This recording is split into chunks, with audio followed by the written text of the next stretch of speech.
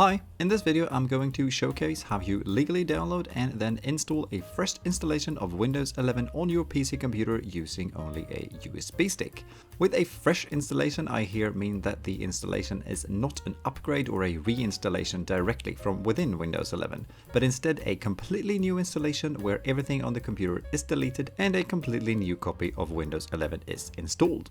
A few good scenarios to install a fresh copy of Windows is, for example, if your computer is not working properly, if you have built a new computer yourself and need to install Windows on it, if you want to upgrade from an older version of Windows with a fresh installation, or if you simply want to delete everything on your computer and start anew. The only thing needed for the installation is a already working Windows computer to create the installation USB stick, an internet connection, and a USB stick with a minimum storage of 8 GB. If you want to install Windows 11 on the computer you are currently using, but not use the normal upgrade service from within Windows, but instead install a fresh copy of Windows 11, something I do recommend, you can use Microsoft's own PC Health Check app to make sure your computer has everything needed to actually run Windows 11 before starting to install it. The PC Health Check app can also be run on any other computer that you already have Windows installed on and would like to see if it can also run Windows 11. Lastly, and also before we move on, if you have any files on the computer that you want to install Windows 11 on that you want to keep and is not yet backed up, now is the time to copy them to a safe space,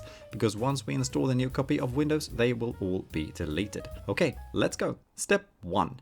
First, let's create our Windows 11 installation USB stick. We start by opening any browser and navigating to microsoft.com/software-download/Windows 11. I'll put all the links used in this video in the description below. We then select the option to create Windows 11 installation media and click download now to download the media creation toolkit that will help us both download a copy of Windows 11 and prepare the USB stick in question with it.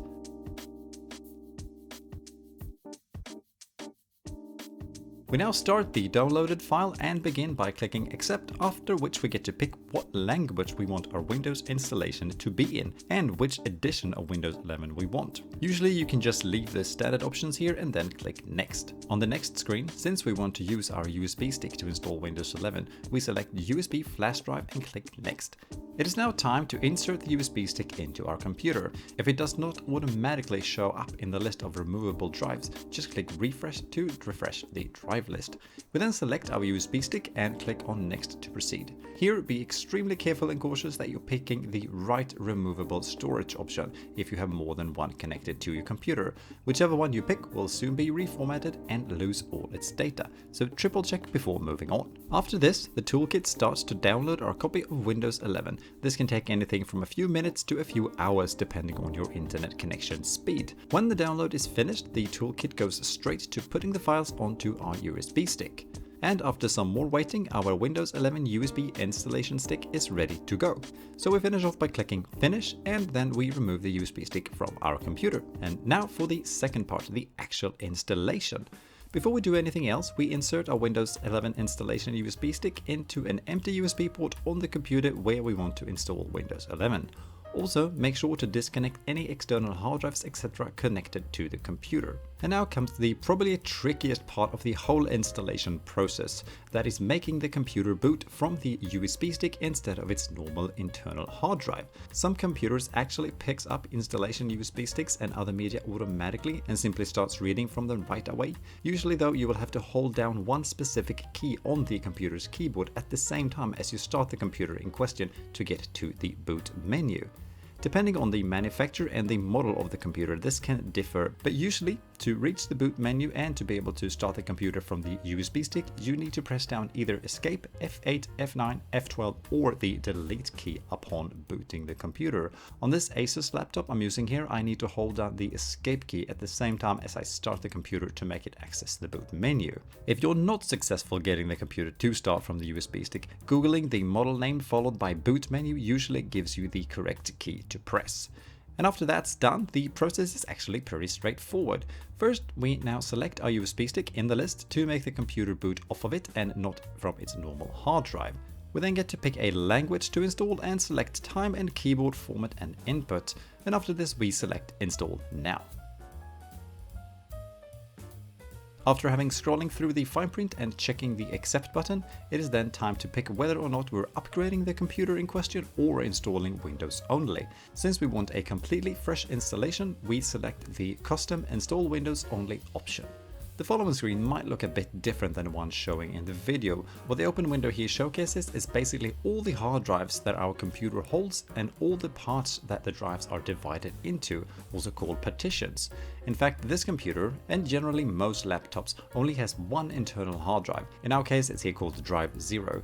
We can then see that drive 0 has got 4 different partitions holding different parts of its current operating system. What we want to do now is completely delete all the partitions and just leave the Windows installation with a big empty hard drive to install onto. To do this, we simply click on each partition and select delete. On some computers, the USB stick used to install Windows can also be displayed among the hard drives here. This one you do not want to delete, so if it appears, just leave it as it is in the list. After all the partitions have been deleted, we are now then left with our drive 0 and a large amount of unallocated space, which basically means that the drive isn't used for anything at the moment. So what we want to do now is that we want to select our unallocated drive and click next. The installation process is now smart enough to itself create all the new partitions and whatabouts it needs to install Windows 11. And now again, we sit back and wait while Windows 11 installs itself onto our laptop. After a while, the computer reboots by itself. If the installation here restarts from the very beginning, you need to remove the USB stick and then restart the computer again to make the actual installation of Windows 11 continue. Otherwise, just leave the USB stick in the computer for now. And now we're actually soon finished. After selecting our region and keyboard layout, we're then forced to connect ourselves to the internet to get the latest updates for our installation. And after that, we can name our computer if we want, something that can also be changed later. And lastly, we need to either log in with or create a Microsoft account to be able to finish the last part of the installation. Also be aware that for the following few screens, Windows 11 is pretty aggressive when it comes to presenting a lot of what it thinks to be great additions to your Windows 11 installation. Here, feel free to select whatever you want, but know that all of these options can be altered and changed later on as well. So it doesn't really matter which one you pick and which one you skip here. Personally, I usually just skip as many of them as I can and then I look into them later on. After it's all done, the computer does, well, some thinking that sometimes takes a bit of time. However, after that, we are then let into our new Windows 11 desktop. The best practice for a first thing to do here is to open the settings menu and navigate to Windows Update down the bottom, then click on check for updates. Here Windows usually funds a ton of updates, so now it's the time to get down on the floor and do those push-ups you promised yourself you'd do last week while all the updates installs. Also, if one update fails to install the first time, just try it again and usually Windows makes it work the second time around. After all the updates through Windows Update has been made, also make sure to set the screen resolution and scaling options to your preferred likings. This can be done by right-clicking on the desktop and selecting Display Settings.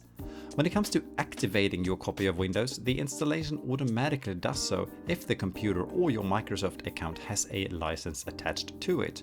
Under the Settings and System tab, you can scroll down and select Activation to see the current activation state of your Windows installation. You can here also enter a product key if you got one, as well as buy one directly from Microsoft would you like to do so. Remember that you can also choose to keep using the computer without activating Windows 11. However, this will limit most of the customization options like choice of background, etc. And you will also get a little annoying text reminding you that Windows is indeed not activated.